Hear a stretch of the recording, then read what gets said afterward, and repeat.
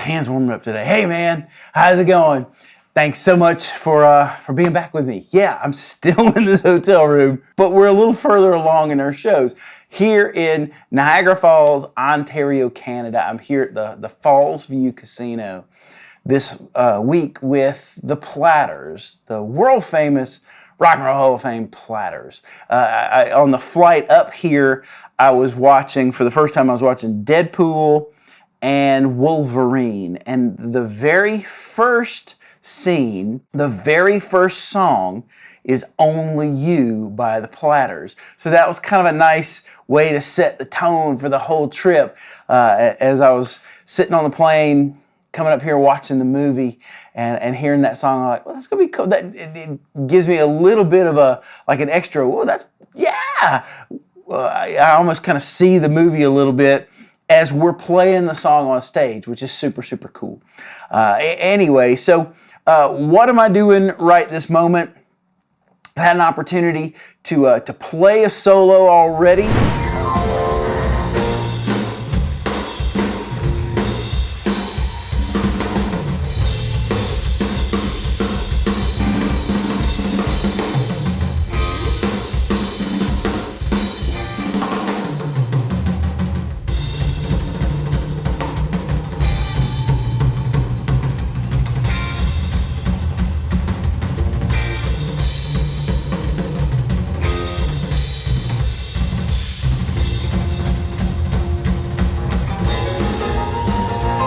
Had a chance to play this solo. I've got 2 more shows today where I'm going to play solos.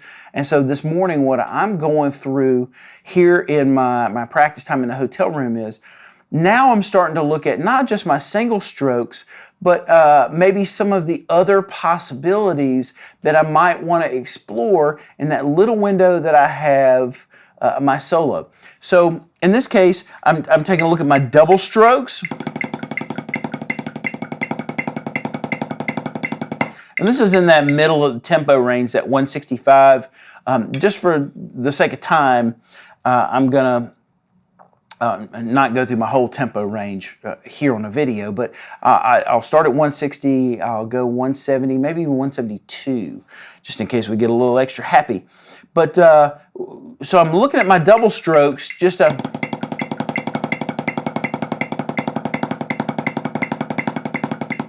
see how those are. But the one that I'm probably going to use more often, if I'm going to use my double strokes, is this double stroke where I start with a single on the right hand, 1, and then we go into the doubles. So it'd be like 1 E and 2 E and 3 E and 4 E and 1. You know, so I kind of use a little zing with the fingers to get that downbeat out on that very last one. So if I were to do that,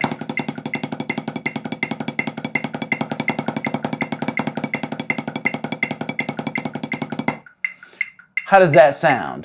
Can I get to it clean?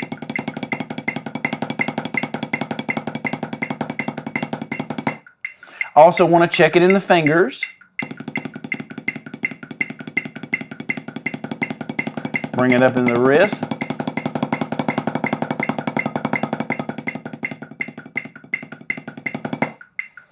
And then, can I get from my weird doubles, I think some people call them inverted doubles. I don't know if I like that, but can I get from those particular kinds of double strokes right into my single strokes? It's perfect for getting back into the singles. Can I do it at that tempo? So here we go.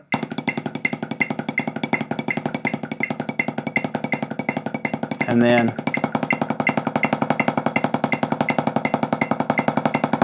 so the thing I immediately feel as I'm trying to suss that out is that I'm going from something where I'm using more rebound and a little more of the grasping of the fingers to definitely more of a wrist sound. Now, I mean, I can play the wrist with more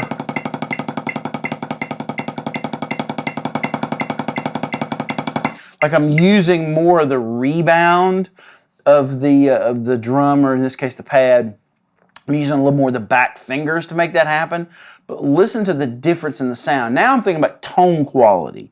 What's the tone quality I'm looking for? Listen to the difference.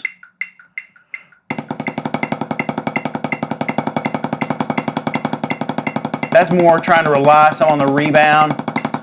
This is just wristing it out.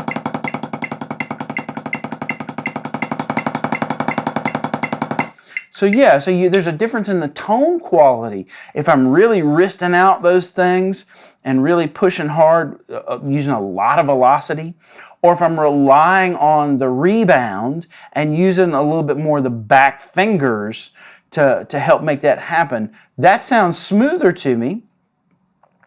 But there are definitely going to be some cases, whether it's a drum that I'm playing on, like I can get away with using more wrist and fingers on, say, the upper toms or the snare drum. It'll voice pretty well, but by the time I get to that 16-inch floor tom, if I'm playing anything, especially like the end of what I've sort of decided my solo is, I'm going to be using a lot of the wrist, not nearly as much finger. It doesn't speak as much when you're doing that other way. So it's something to think about. Like I say, I don't really consider myself that much of a soloist, but I want to play something that's musical and something that allows me to kind of explore that little bit of time that I've got with the 24 bars that I get to play. And last night what happened, the costume change took a little longer than everyone had planned, so we actually had to kind of go back around and everybody took solos again. And the second time I got another solo that was just 12 bars long. In fact, let's put that in the middle here so you can see what I did in that second time around.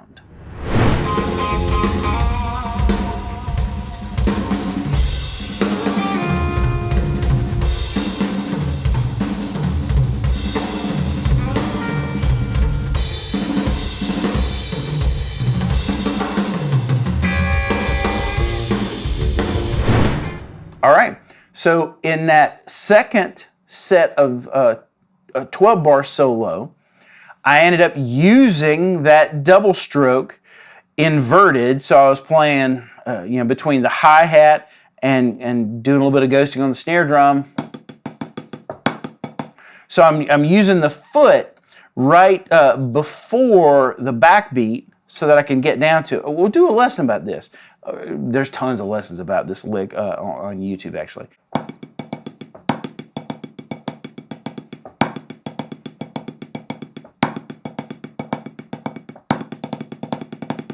Like you may not be able to hear my foot. My foot's not real loud on this carpet. But yeah, that when I go into that kind of halftime, almost Steve Getty kind of thing, that's one of the pieces of vocabulary that I wanted to be able to access should I need it. And last night I did need it. I didn't realize I was going to take two solos. That really brings me this idea of vocabulary. And so for different tempos, if I've got to play a solo, especially if I'm not going to work it out, what I really want to do is explore all the different possibilities that I may have with vocabulary, with rhythms, with stickings, with different kinds of combinations. So at least I know I have access to those things at those particular tempos. So in this case, we've got our singles, we've got our double strokes, we've got our inverted doubles, just in case I may check things like paradiddles.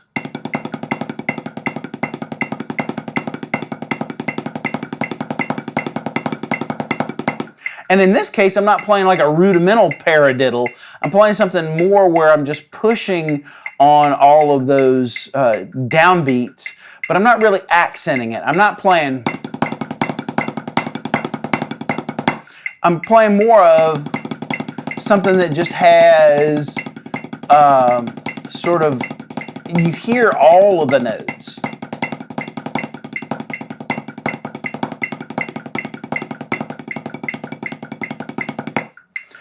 And then I look at those different paradiddles, go into some double paradiddles, kind of weave in and out of those. Some of the other videos that are already up, you've seen some of those paradiddle combinations that I've shown you.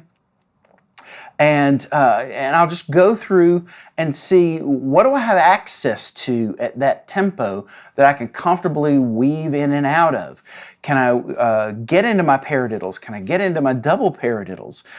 You won't hear my foot on the carpet, but can I access some other vocabulary where maybe I'm using the hands and the feet together? I saw somebody talk about how corny quads are, where you're going two on the hands and two in the feet. Yeah, for drummers it may be corny, but you go in front of an audience, they love that kind of thing. And so it brings me to this other idea. Who am I playing this solo for? Am I playing this solo for other drummers? Or am I playing this solo for 1,500 people or 2,000 people that they just go to work every day? They may not even play an instrument, but they love the drums and they love a good drum solo. So for me, I'm trying to think, what are the most musical things that I can do? What are the things that have some kind of impact? Not what's corny or what's not corny. I think it's a stupid way to look at, if I've got to play a drum solo, the last thing I want to do is think about, well, is that corny or not? Are drummers going to think that's corny? No. What's gonna be musical? What's gonna be something that the audience can track and follow and hopefully hear the thing that I'm trying to say to them, which is why in the 24-bar solo, I decided after yesterday, I'm gonna leave the first 12 bars open for me to do something that has some space, that may play across the beat or across the bars a little bit, that is kind of big and small at the same time. It's got an inner dynamic to it. And then the second half of my solo, the second 12 bars, is Wipeout or some variation on Wipeout. Why? Because in the canon of recorded drum solos, Wipeout's probably the one that most civilians, people that just aren't musicians, they know Wipeout. So yeah, I did that with yesterday's solo, and when I walked out to go back to front of house after the show to get my recorder, a guy that was just in the audience, just a regular old dude, stopped me and went, "Dude, you heard Wipeout in your solo. That was super cool." And he wasn't a drummer. He wasn't a musician. He was just somebody that loved music.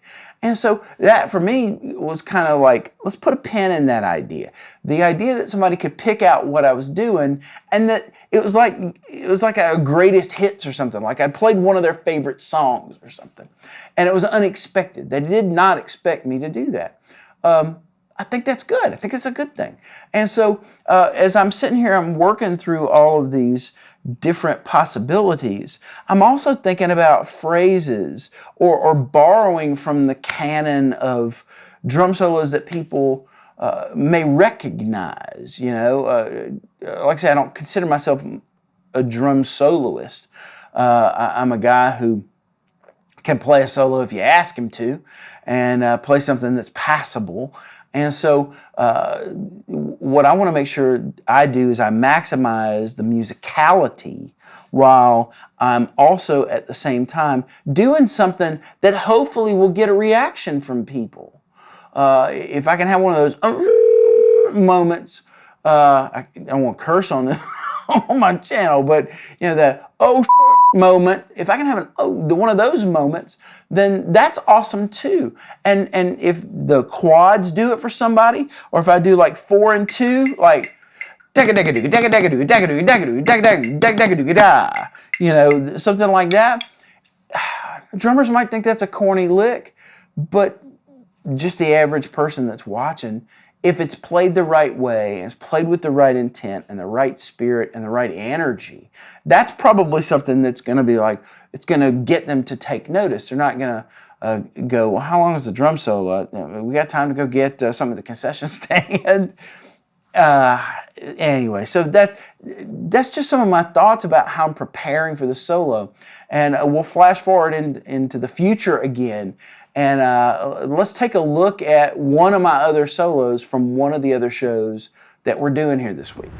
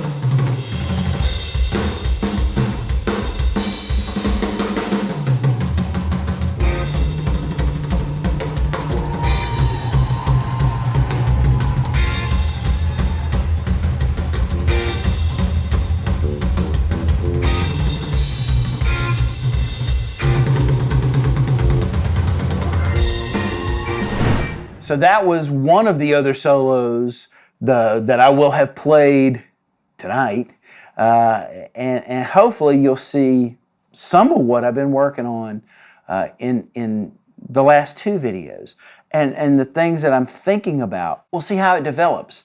I'll have a lot of opportunities over the next couple of months to do something with this, and see if I can develop this into more of something that has a little bit of consistency so that I can be a little more calm about it and not so freaked out every time it comes up like, what am I going to play today?